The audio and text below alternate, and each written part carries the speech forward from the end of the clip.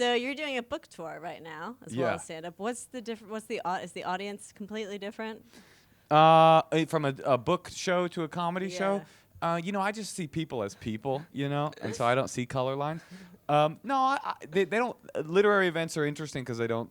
They're not like big laughy. I mean, they are because the book I think is funny, but Yeah. but you have to kind of get used to a different rhythm, I guess. Yeah. Are they super excited that you're kind of funny at that book event? They're like, I've wondered that myself. Like, are they excited that I'm not like some stuffed shirt kind of like bearded guy? Like, this is the best recipe that we've found. But I don't know. I do have a lot of charisma, if that's what you're saying. Yeah, yeah. Oh, yeah. Is it weird to read from your book live, or do you just have it memorized that you can keep going? Because they're your stories, right? Right. Yeah. It's interesting. I was thinking about the book. It's like 300 pages long, but I think every time I read it, I kind of remember everything. That's like I almost have the whole book memorized. Mm-hmm. How long did it take you to write a 300-page book? About 300 days, page a day. No, it did take about a year. Yeah. Yeah. Yeah. That's my Nice. process. And the book is called Kasher in the Rye. Kasher in the Rye, the true tale of a white boy from Oakland who became a drug addict, criminal, mental patient, and then turned 16. And is it on the e-readers too? Yeah, you can read it on E. It's like really fun because the texture of the page will really kind of scintillate you. You have a texture in the. Yeah, there's like a paper. It's like Nice. it's a paper texture. Nice. So you're here at Moontower right now. Do you like doing comedy festivals versus regular stand-up tours? Is it a different crowd at all, or is it the same? I think they're fun because it's Yeah. all comedy people. I mean, everybody's sometimes you do clubs and it's like people that are coming out. They're like, let's check out some stand-up or whatever. But I feel like the average comedy IQ of a festival goer is a little higher. I don't mean literal IQ. I'm sure everybody's very smart, but I mean, you know what I mean? Yeah. So how about the comedy parties at the festivals?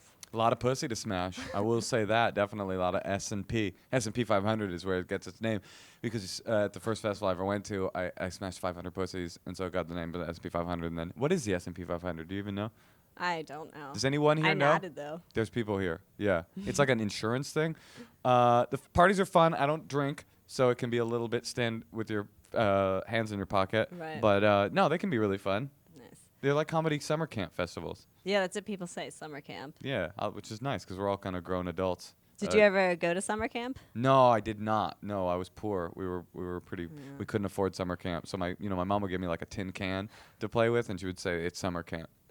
What did you do during the summers when you were a kid? I would go to New York to go pretend to be a Hasidic Jew for 6 weeks a year. Literally, my dad would dress me up in a Hasidic Jew costume, and I would go pretend that I would just be like ha ha ha ha and hope that nobody noticed I wasn't speaking true Yiddish. Was that fun, or did you just hate No, the summer? it was not fun. No, it was not fun at all. No, it was not. So were you excited when you're older and you didn't have to? When I didn't have to go back home, yeah, I guess it gets better. If there's any young half Hasidic Jewish kids out there being bullied, know that it gets better. It does get better. Right here. Yeah. Proof right there. Proof pudding. So you get to travel a lot. Are there any cities that have really surprised you being really fun, where you thought they'd just be? Surprised me, no. I mean, Austin's a fun city, but you would expect that. Right. You're asking my favorite cities, or what cities seemed like they would be bad? If there's anywhere that seemed that would be bad, that you're like, oh, this is fun. Well, I don't know. I mean, Bloomington, Indiana, it didn't seem like it would be bad, but it was like I didn't know how cool it was. So that was a fun. That's a fun surprise. Nice. It's like the Berkeley of the plains, I Yeah. guess. Everything is the Berkeley of the something. And so that was fun. Bloomington, Asheville, North Carolina was a fun gem. Yeah. Yeah. So what is your worst heckler story? Man, there's a lot of ridiculous ones. I guess there was a lady in Minneapolis one time that was, she wasn't bad. She was just like, like a black person, a white person, but like really was not interested in being a white person. So she was like real black, you know what I mean? Like she was like full on, you ever meet someone like that? It's so committed to, you're like, oh, you're black. You could be, I dub thee Sir Mix-a-Lot. You're on the team. And she would just yell things out like, but be supportive, but be awful. She'd be like, oh, this dude funny. Hell yeah. He's a little nerdy though, but he funny. He cute too. He cute little nerd. Hey, come on in. Come on in. Did you get that? So that was, I guess, actually my worst heckler story is when this lady walked in on an interview in the elevator in the room. Fair enough. Have you ever been talked into doing some weird show? Any weird non-traditional venues? Oh yeah, I've done everything. I did a show one time at the Rainbow Gathering, a hippie festival. You know what the Rainbow Gathering No, I is? don't. It's like a kind of a gathering of hippies that they like a DIY gathering of hippies. It's in some field every year, and and they had some redwood burl stage that they built at the top of a mountain. And I was like, they're like, you could perform up there. So I like hiked up this mountain to go perform, and it was, I guess, the Gong Show. And so I began. I hadn't even said anything, and they were just like, Gong, get off. So I didn't even get to actually perform. And then I almost got into a fight with like some drunken hippie, and then we took off. That was the end of that. Have you ever been, when you go to friends' weddings or parties, people try to get you to perform? Oh, Not at a wedding? No, I do a lot of weddings. I'm Oh, like do a big you? wedding. I'm known as like a wedding comic. You know what I mean?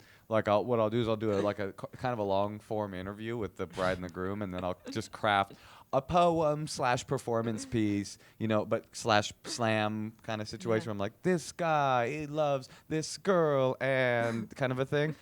So that's sort of where I got my start. Oh, so where can the viewers go to if they want to hire you for their wedding? Oh, you can go to weddingcomic.com, trueweddingcomic.com / .ca. It's a Canadian website. So true, is there a fake wedding comic that's been trying to steal you? Yeah, there's this dude that's trying to bite my style. Like he's trying to steal my essence. Dane Cook once said that a comic was trying to steal his essence. So this dude is trying to steal mine.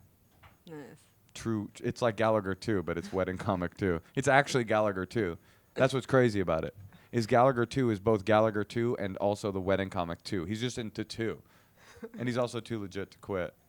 You did that really fast. Well, I'm from Oakland, so it's in my bones. Is MC Hammer from Oakland? Yeah, MC Hammer is definitely from Oakland. Okay. He's like known for being from Oakland, isn't he? Guys?